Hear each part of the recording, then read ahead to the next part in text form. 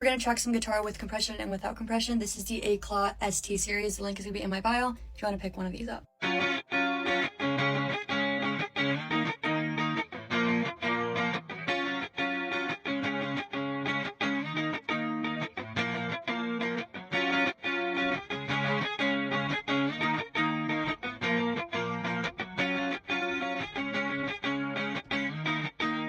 Think of compression like a volume control, but it's automatic. It takes the loud parts of your song and it brings them down, and it takes the quiet parts of your song and it brings them up. This gives you an overall smooth and balanced sound, which is the goal. If you're working on a mix and you don't have a compressor, sometimes you can notice like the vocals will jump out too much or like the guitar will be buried in the mix. Compressors pretty much make everything fit better in the mix. It's like you're watching a TV show with automatic volume. You don't have to keep turning it up or down, it just does it for you. So there are 5 main parts to any compressor. Number 1 is going to be your threshold. Your threshold is pretty much just telling the compressor when to turn on. It sets the volume level of when compression starts. So if you set it to a certain volume level, once it overpasses that, it's going to start compressing. Number 2 is your ratio. Your ratio is pretty much going to tell your compressor how much to compress the sound. An example of this is if you set it to a ratio of 2 to 1, for every 2 decibels that surpasses what you set your threshold to, only 1 decibel is going to go through. Pretty much the higher the ratio, the more compression.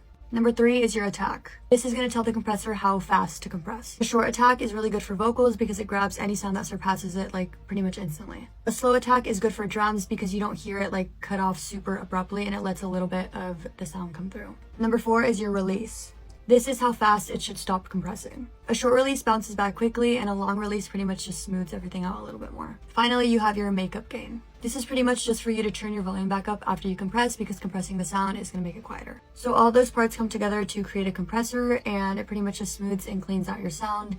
A compressor is one of those things that you don't really want to hear, but you will miss if it's not there.